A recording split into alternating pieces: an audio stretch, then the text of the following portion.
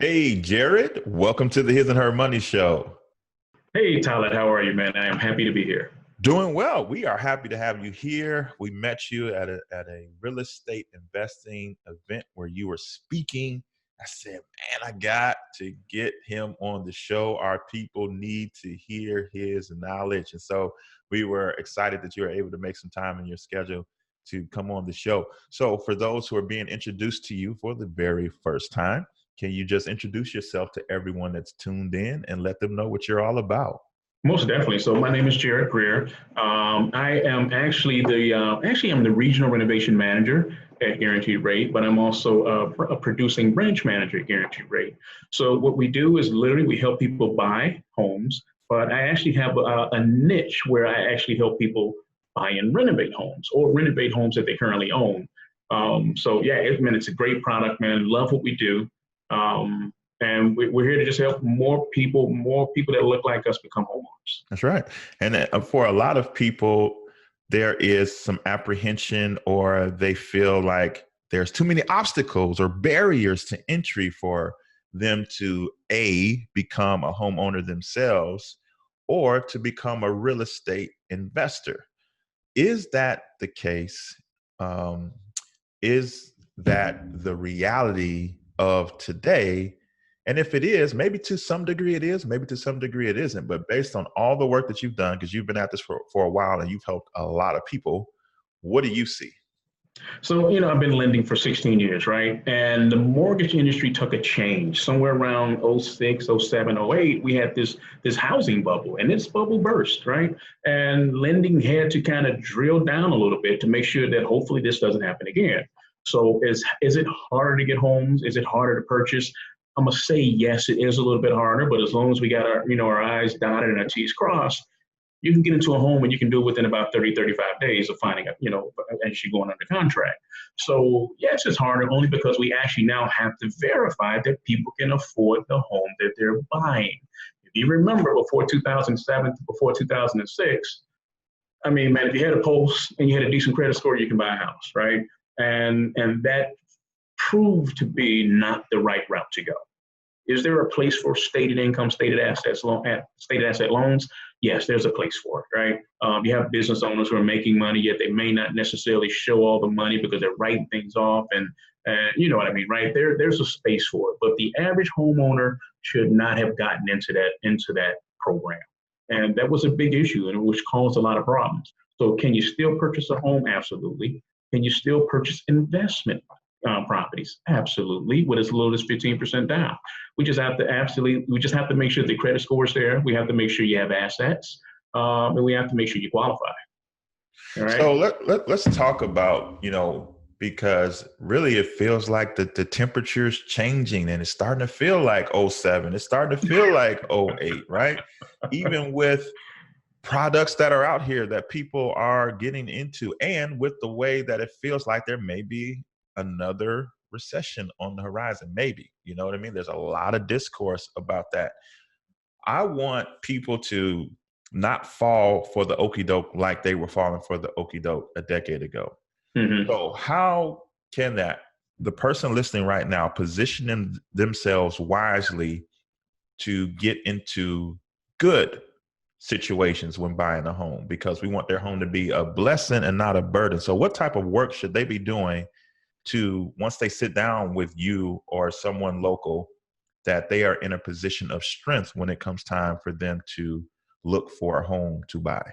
Right. So that's a great question. And I'll start off by saying, first of all, if there is a recession, right, if we happen to get into a recession, it would be a little different for homeowners because the homeowners from 2007 and until now, they qualify, meaning they hit the debt ratios. They made they had the actual income to purchase that home. So unless they actually lose jobs, people won't be losing houses like they did in '06, '07, right? So that's the huge difference. But the reality is, if you want to purchase a home, the biggest struggle that I see is that I think people sometimes just wake up one day and say, I want to buy a home, right? And then they call a realtor and the realtor sends them to a loan officer. And it should be a little more planning around that, right? When you decide, like when I decided to purchase a home, I started putting up a certain percentage of my money, right? Because I wanted to come in with a down payment, right? I think I probably put down 10% on my first purchase.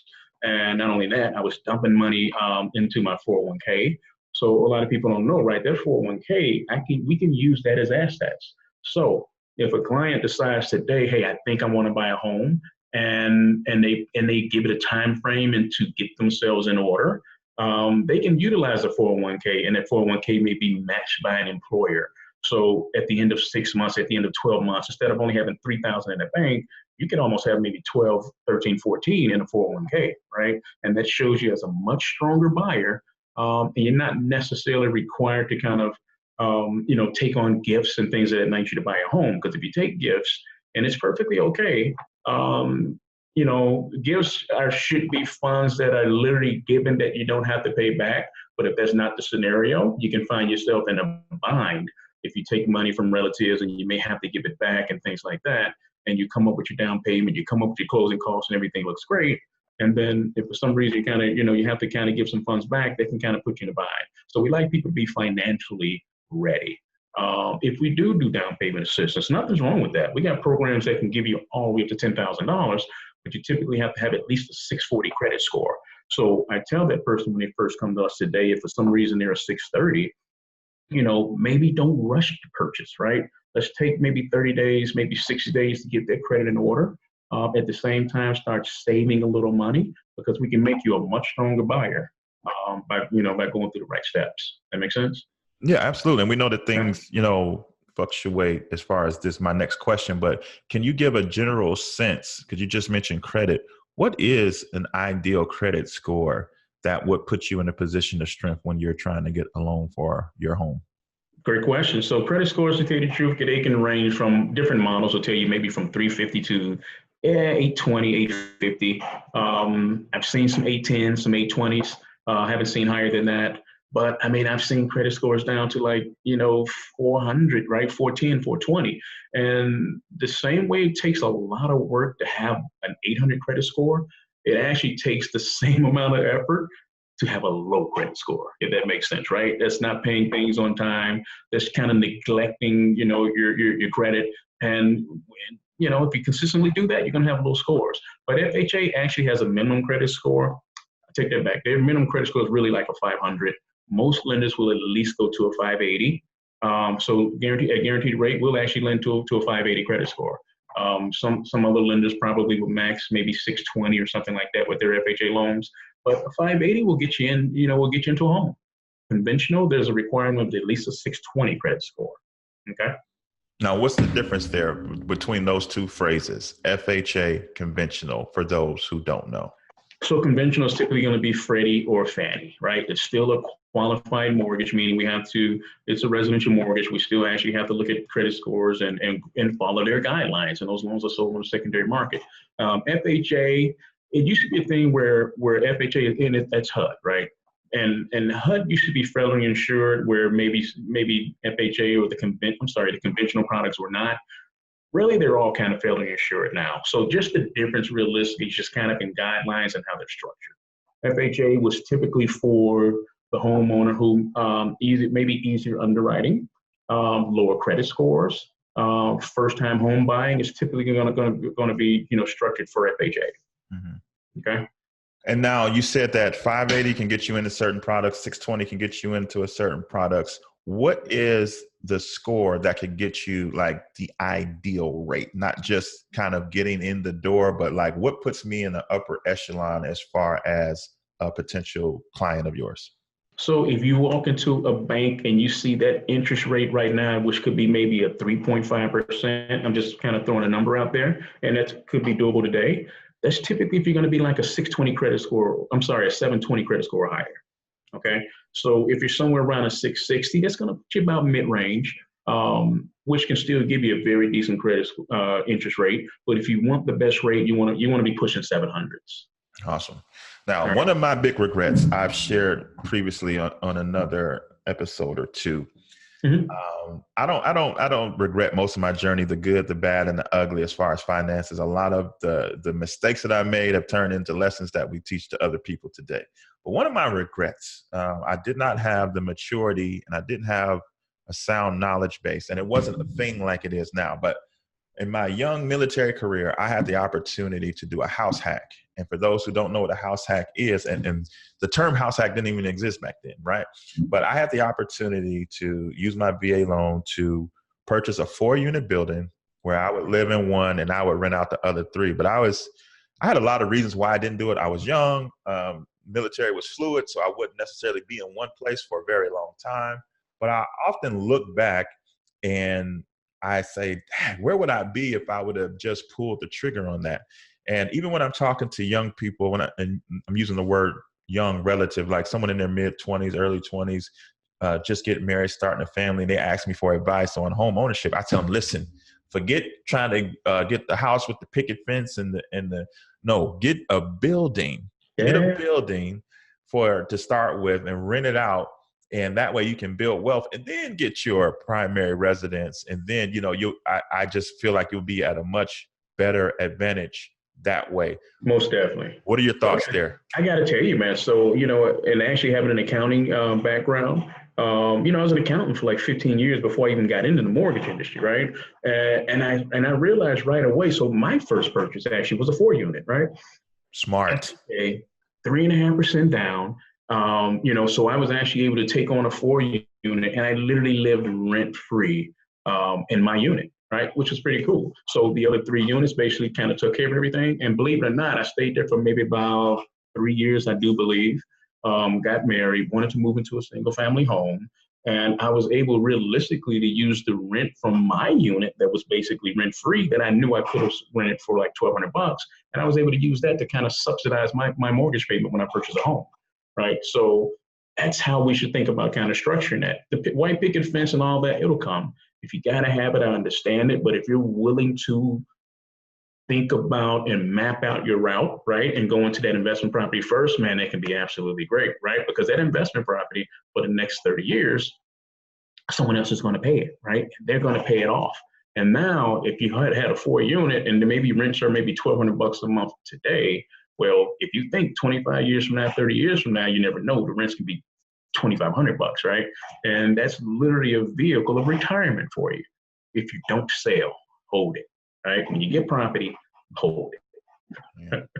And so do you still invest in real estate to this day, or have you moved on? So when the bubble burst in like 07, and what I did actually for a while, maybe for about a good 7 years, I actually did a lot of purchasing and flipping myself. So I would buy property, I'd renovate it, and I'd sell it. So I was a mortgage banker, right? I did that full time, but I probably do at least maybe 4 or 5 houses kind of, on the side per year. Every time I did it, I at least made about 30 grand. So it wasn't bad. The bubble burst, got a little crazy. I decided to jump out. Why? Because literally I can buy a house today at, let's just say, 70,000. And by the time I can finish the project in like maybe 6 weeks, somebody can buy that exact same house. But like instead of 70, they were buying it for like 50 or 45, right? So it's like, you couldn't keep up almost. So for a while, I decided, hey, I'm going to get out. But what I did is I taught other people how to start renovating. So that's how I actually got into the FHA 203K, right? Because what I would do is I'd buy a home for, let's just say, 75,000. For simple numbers, let's just say I put 25 into it.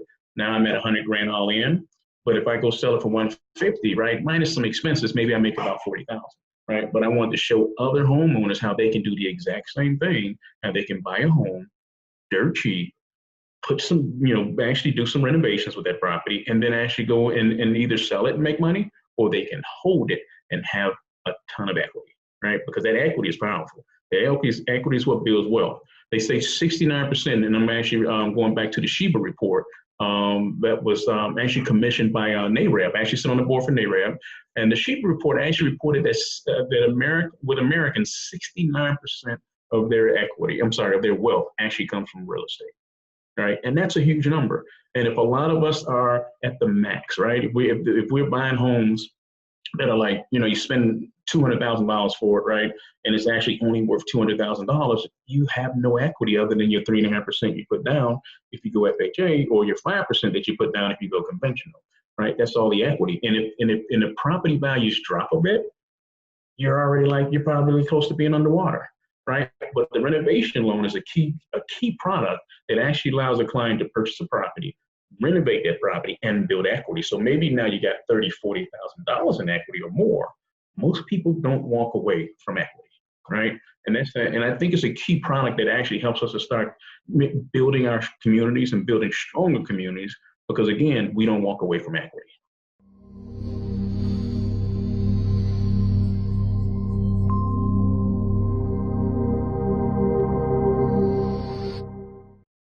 Imagine a life where your money isn't strangled by mortgage payments. Imagine what you could do when you don't have to send them money that you work so hard for. Come get simple, powerful, and real solutions to eliminating monthly mortgage payments forever. America's #1 money couple presents Crush My Mortgage. In this exclusive course, you will be equipped with strategies to help you move faster toward the promised land of owning your house free and clear. Learn strategies to help you in the areas of payment acceleration, extra income generation, and wealth creation, all to help you crush your mortgage. Visit crushmymortgage.com and get started today. Join us on the path to power, freedom, and legacy. That's crushmymortgage.com. So the 203K loan, if someone just heard that phrase for the first time, what is the 203K loan?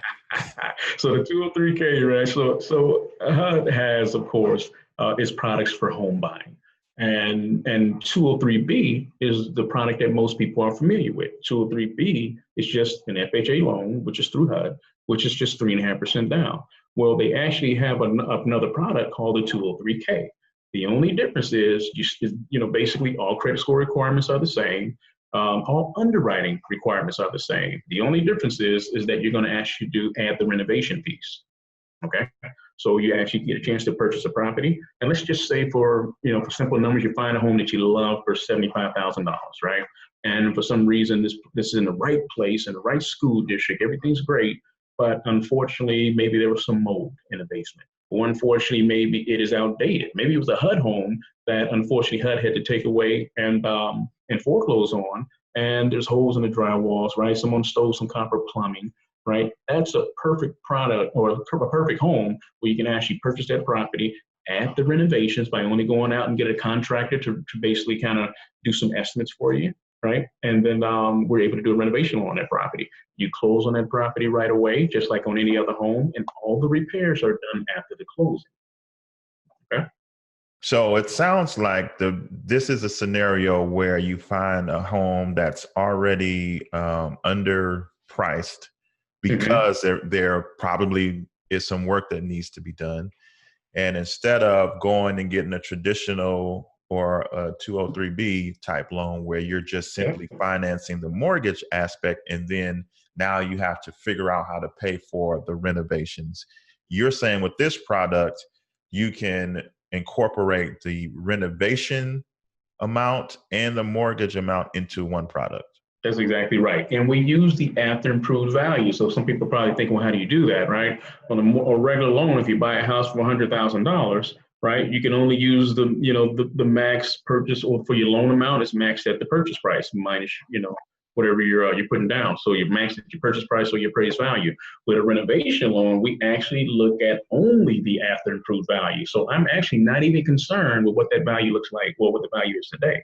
So if you buy a home in Bronzeville, and homes can be 400, 500, 600,000 plus. If you found a home that was literally burnt to the ground, right? The roof is caved in, and it's probably only worth $100,000 today because of the land, mostly, right? So if you buy for $100,000, but you want to put about $300 into renovating that property to restore it, then if that's $300 plus that $100, that's $400,000. We're looking for a $400,000 value. And the appraiser is going to go out, and he's going to take into consideration our scope of work, everything that the contractor says he's going to do to restore that home. And that's how we evaluate that property. Okay. Nice. So is this product only good for single family homes? It is actually a great question. It is good for single family through 4 units. So just like FHA, residential lending is for single family through 4 units. So you can use this renovation loan on a single family home. You can use it on a 2 unit. You can use it on a 3 unit. You can even use it up to a 4 unit. So now this turns into a situation where I can do a house hack, and even if I found a 4 unit building undervalued, I don't have to, again, go outside and find other means to pay for the renovations. I can find a building where I can fit the cost of the building plus the cost of the renovations into one product, and We can again do the add house in. hack. That's exactly right. And it's going to all be in one loan. Okay. So if you find a beautiful 4 unit for $100,000 because it's been neglected, it's been run down, but we know in this particular area that home can be worth $300,000 if given some tender love of care, where you buy for 100 grand. Let's just say we put $100,000 into that property, right? We're restoring the hardwood floors and we're able to put in appliances, right? We're able to put in a new roof. We're able to remove the mold from the basement and actually renovate the basement. We can do whatever it is we want to do as long as we fall within your qualifying loan amount or purchase price. And yeah, once it's done, man, you got a beautiful property. And yeah, you probably have built some equity. So maybe 6 years down the line, 5 years down the line, you can actually, equity is going to continue to grow. You can tap into that equity. You can actually tap into that equity and draw down some money. So you can do 3% down or conventional now and buy yourself a single family home. Nice. Right? How nice was that? Yeah, no, I like that. I like that a lot. So now, are there, or what are, I know they are, what are some of the stipulations that we need to know about, minimum requirements to make sure that we qualify for such a product? Yeah, FHA is going to be the exact same as regular, the 203K is going to be the same as the 203B, right? You're going to need at least a 580 credit score. I like to see 620, 640, right? You like to see 640 or better, but we can go down to a 580 credit score. You want to make sure that, and this is another thing this is important, you always have to check your debt ratio, right? So for people out there who don't know, when a lender is mentioning debt ratio, he's basically taking your debt divided by your income, and we're hoping that it's going to be somewhere around 45%, right, or lower. FHA will allow me to go all the way up to 55, 56% as long as I get what we call an electronic DU approval. But we like to see around 45%. But the good thing is about that multi-unit, you can actually use the income from the other units, right? So you can have a situation where you got someone who's retired and maybe they're only making $3,000 or $2,000 a month. But if the rents from the other 3 units, because she's going to buy a 4 unit, is actually going to be maybe $1,000 a month, I can add that to her income. So now I take her debts with the mortgage, new mortgage, right, divided by the income. And as long as I'm at somewhere around 50% or under, and I can go to 55 if I have to, a little higher, but no, we'll be perfectly fine. I was going to say, so we're always checking debt ratios. We're always checking credit scores. And these are things that people can even check before they come to us. They literally can write down their debts from the credit reports, right? So, and that's because that's what we look at. They can assume a housing payment. So they can literally go to my website and they literally can kind of put in a purchase price and they can choose FHA or 3.5% down, and they can give an estimate of taxes, an estimate of insurance, and it'll give them an estimate of a mortgage payment. So they take their debts, they add them the estimated mortgage payment, and then they divide it by their monthly income, and that gives them the debt ratio. So that's something someone can do well before they even come to me. Okay. Credit scores. Check your credit scores and know what they are. Don't let it be a surprise when we meet, right, for the pre-qualification. And for some reason we find out then it's like a 560, right? Know that score and manage that score when you're thinking about buying. Great advice. Great advice. Now, with this particular product, for those that are listening and they are thinking from a investment standpoint, I can use this to invest in real estate. Correct me if I'm wrong, but this product requires you to be an owner occupant, correct? So FHA, exactly right. FHA's 203K product allows you to be an owner-occupied buyer, but there's a conventional product, right? We talked about conventional, which is Fannie, and Freddie has one that will also have as well. But you can actually purchase and renovate investment property. So with a single-family home, you can actually do at least 15% down, and you can purchase and renovate. Okay, and that's the property that you're going to renovate, you're going to hold. And you're going to do that because you want to grow equity. You want to grow cash flow. Now, I want to back up because it's 15% down with this non-owner occupied product, but with the 203K, it's 3.5% down. Correct. If you're going to be an owner occupancy, meaning you're going to live in that property, FHA says this is a great product. We'll let you do it as little as 3.5% down. Okay. Conventional, there's even, you can even do 3% down with a conventional product. But when it comes to investment, you're going to have to do it minimum 15%. Minimum. Awesome.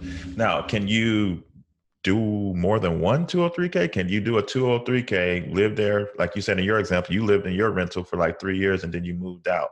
say you want to buy another building, are you able to do it once, or more than once, or do you just have one shot at this product? So, man, great question again, right? You're just full of them, right? So FHA, man, so realistically, you can only have one. You can only have one FHA home, okay? There's stipulations and compensating factors when you can have another. But for the most part, like I mentioned, I had the FHA loan, but I knew that conventional was not a problem, right? So I left my home under an FHA and I used conventional, and I did 3% down on the conventional. Right. But yeah, there's you can refinance. The one good thing about the renovation loan is you're gonna build some equity, as FHA carries mortgage insurance. And FHA now, for the last few years, you carry that mortgage insurance actually for the life of a loan. So one cool thing about doing that renovation loan and building equity, maybe 10%, eventually 15 and 20%, you get a chance to refinance into conventional, refinance out of FHA, because see, with conventional, you're not required to have a mortgage insurance once you have 20% equity. So you can jump out of FHA, refinance that property to conventional, and then you can buy another property using FHA financing. Wow. Okay. Now you Sound mentioned, like a lot, right? no, but this is good. This is the information that needs to be shared, because people need to know all the different choices that they have, because, real estate, whether we're talking about primary residence or investment, it's a big decision. It's a decision that no one should take lightly. No one should rush into. And so it's good to have, information like this to know about these other products that are out there.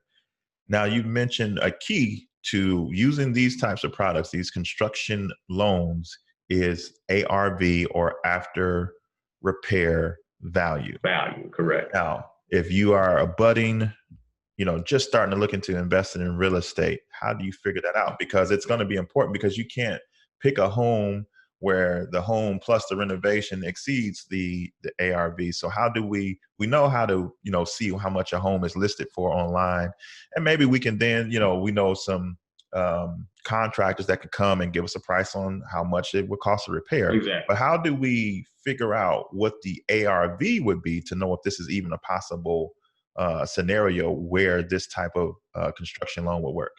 You know what? So that's part of building your team around you, right? If you're investing, you got to have a team, right? You should have a real estate attorney. You should have your lender partner, right? Who's going to make sure that you pre-qualify for the different programs. But you should also have a broker, right? Your real estate broker should be able to tell you and run comparables on what that home is worth today. That's what they do. But then also they can run comparables within a mile radius on what that home would be worth if you have a certain amount of upgrades to that property, right? So that property can be, run down, right, not in great shape, but they can also look at the top of the market and see what the properties have been selling for that are similar. And if you do that, they give you a very good idea of where you can kind of, manage the cost of what you need to do as far as your renovations. Why is this even important? Why do we need to not be in the passenger seat when it comes to opportunities to either build equity through a primary residence, or to build wealth through investment real estate properties? Why is this important? Why do we need to take this serious?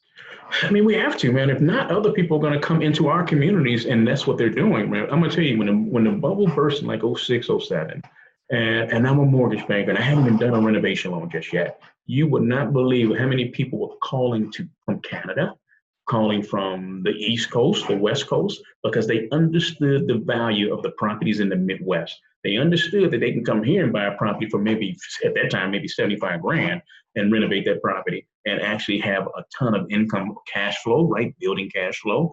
But that same property on the East Coast, on the West Coast in Canada was probably going to be 3 times the amount, right? They wouldn't have the same cash flow. They understood it faster than we did.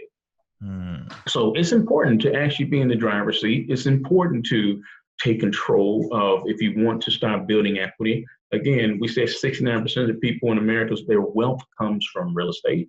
And the only way you're going to be able to do it is to learn the market, right? Understand what's going on, first of all, just around you, wherever you are. If you're renting and if you're sitting in Inglewood, right, there's opportunity there. So, but you got to start studying the market. You got to understand, like, even where you are, where you're renting, what is it worth? Right. And then you understand maybe a block down if there's some opportunity. Right. So that's talking to a real estate agent well ahead of time just to find out, and maybe even a lender, right? Just kind of getting pre-qualified to see how much you can afford. It's talking to an agent to just understand the market. When they start sending you MLS listings, you can watch just watch the market, right? Just see how long homes are staying on the market. Just see how long that when they actually close, well, did they get the asking price, or did they get like 90% of the asking price? That's studying the market, right? So you understand where opportunities lie.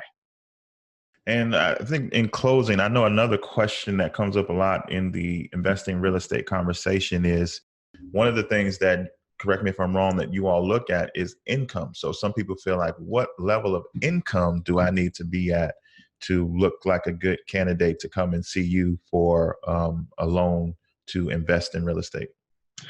So again, great question. I mean, I've helped people who were on Social Security and a small pension, right? And maybe they couldn't afford that single family home, and they couldn't afford the neighborhood they wanted to be in because of the income, but they could afford to be in a better neighborhood with maybe us utilizing a 4 unit, because I'm using the income to help them qualify. So maybe they were in one neighborhood, it just wasn't a good model match for them, and they need to be maybe further north, or whatever that situation looked like. We actually had to sit down, we had to have that discussion. Sometimes it's pooling more people together to create, for that income, right? A lot of times people have the ability to buy that, well, they want the 4 unit, and they actually know that their mother is going to move into the building also, right? Well, mother may only be on Social Security, and they had no idea that she actually can go on the mortgage with them to help them qualify for more. So we just have to literally just be truly open, talk about all income, all expenses, so a loan officer can really take a look at the scenario and assess it and get you to where you want to go. Awesome. If people want to follow up with you and maybe ask some more questions, or maybe get started with one of these products, how can they do so? So my number, and I literally use Sale for talking with clients. So it is 708-250-3990. Very easy way to get in touch with myself and my team. But also you can go to www.jarrodgreer.com. Right? That's actually my guaranteed rate site. So www.jarrod, like David, GREER.com. And we'll be sure to have everything linked in the show notes of this episode. Jarrod, man, you opened up a lot of eyes here, and I know that people's wheels are turning. So we appreciate you coming on and sharing this great information with us today. Thanks. No problem, man. It was fun. Let's do it again.